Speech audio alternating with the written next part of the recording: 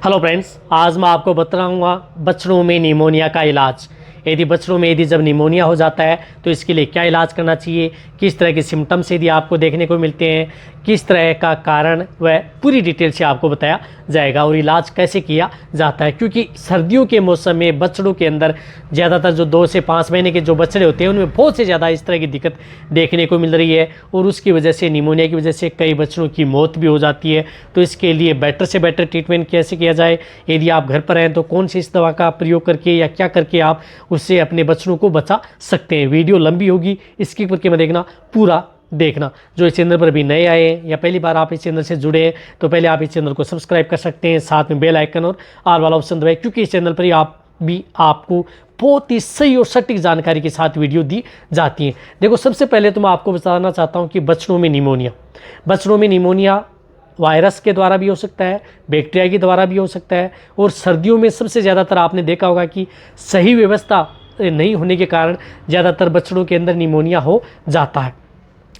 और जब निमोनिया हो जाता है, निमोनिया आपने देखा होगा कि बछड़ों के अंदर ज़्यादातर जो छोटे बछड़े हैं उनमें इस तरह की दिक्कत देखने को मिलती है। तो ये होता क्यों है, किसके कारण होता है? ये वातावरण के अंदर सीधे संपर्क में आने पर बैक्टीरिया वायरस से यदि आपका बछड़ा संपर्क में आ जाता है तो उसकी वजह से ये इन्फेक्टेड हो जाते हैं। अब देखो, इन्फेक्टेड हो जाते हैं तो इसमें आपके बछड़ों में सिम्टम्स यानी लक्षण क्या देखने को मिलते हैं, किस तरह के लक्षण आपको देखने को मिलते हैं।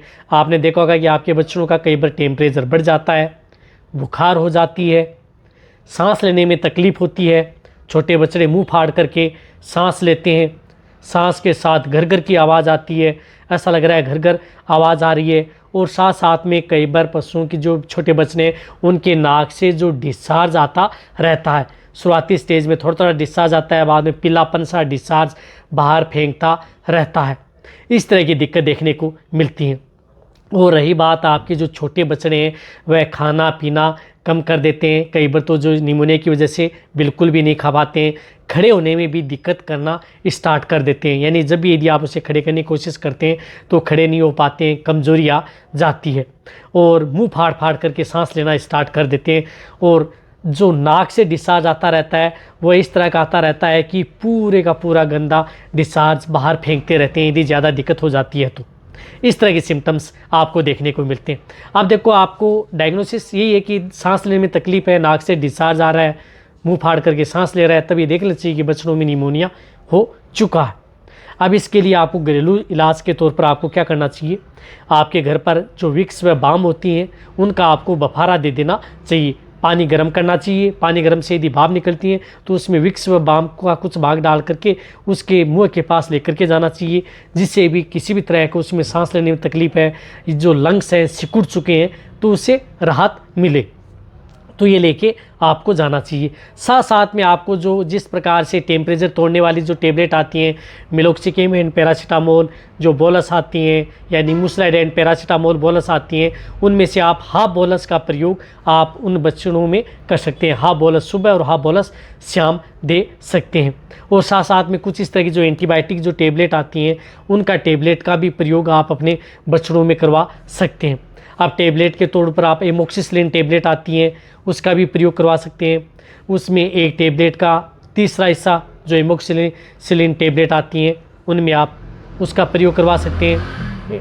रही बात जो 1.5 ग्राम की आती हैं तो आप उसे 500 mg आपको दे देनी है, एक बोलस उसे दे सकते हैं। और साथ में आपको जो नेट कप आती है जो इसका भी प्रयोग करवा सकते हैं। कई बार खांसी भी आना स्टार्ट हो जाती है तो इस नेट कप का भी प्रयोग करवाएं, 5 ml से लेकर के 10 ml, ये भी सुबह और शाम लगातार 3 से 4 दिन आप प्रयोग करवा सकते हैं। देखो, ये तो है आपका घरेलू जिस तरह से आप प्रयोग करवाएं, जिस तरह से टेबलेटों का भी प्रयोग करवा सकते हैं, टेबलेट से भी लगभग आराम आ जाता है।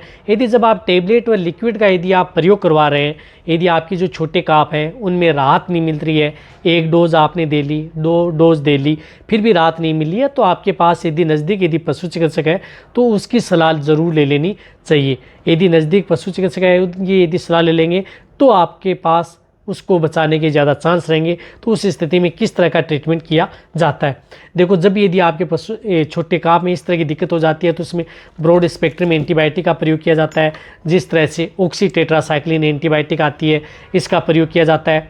ये छोटे काप के अंदर 5 से 7 ml आप इसका प्रयोग करवा सकते हैं।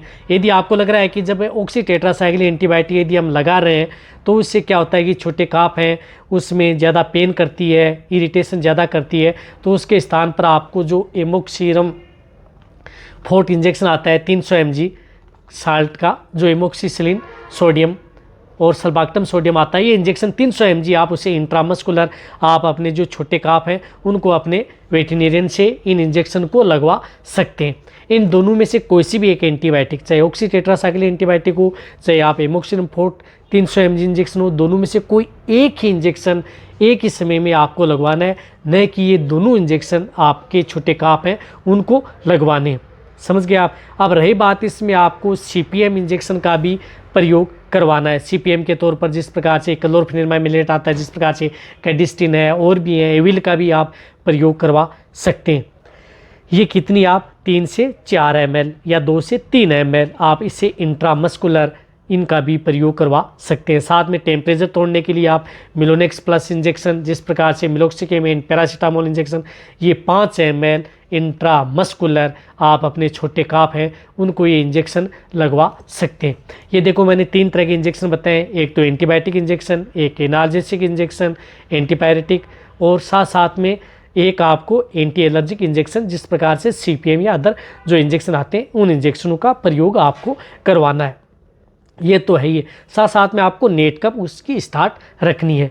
इससे क्या होता है कि रही बात, जैसे यदि आपके छोटे बच्चों में निमोनिया हो जाता है, सावधानी के तौर पर रखना है, अन्य बच्चों से आपको अलग रखना है जो अलग रखते हैं, और रही बात उसे खुले वातावरण में रखें ताकि सांस लेने में कोई तकलीफ न हो, बंद इस तरह के न रखें, ज़्यादा आप उसे ढक करके न रखें, बहुत ही ज़्यादा कपड़े उसके शरीर पर न डालें, इस बात का भी आपको ध्यान में रखना है। रही बात कई बार जो फंगल इन्फेक्टेड भी हो जाता है तो इसके लिए आपको उसकी डिवर्मिंग पहले ही आपको करा देनी है, जिस प्रकार से एल्बोमार आपके छोटे काप, जिस प्रकार से 1 महीने के बाद में आप उसकी एल्बोमार से डिवर्मिंग ज़रूर करवा देनी है। कई बार फंगल इन्फेक्शन की वजह से भी इस तरह की दिक्कत हो जाती है। तो और रही बात डिवर्मिंग यदि आप कराएंगे तो उसके जो फेफड़े हैं, इंटरनल वर्म्स यदि नहीं रहेंगे तो वो मजबूत रहेंगे। तो एल्बोमार आप 5 से 10 ml आप उनका प्रयोग 1 से 1.5 महीने में हो जाता है तो ज़रूर करवा देनी चाहिए। जो मैंने शुरुआती स्टेज में आपको बताया, टेबलेटों से भी आप उसको रोक सकते हैं। यदि टेबलेट व उनसे यदि नहीं रुक रहा है तो आपको अपने नज़दीक यदि पशु चिकित्सक है उनकी सलाह ज़रूर ले लेनी चाहिए, जो इंजेक्शन आते हैं। रही बात जो इन इंजेक्शनों का प्रयोग निमोनिया के अंदर का 2 से 3 दिन भी ट्रीटमेंट करवाया जाता है।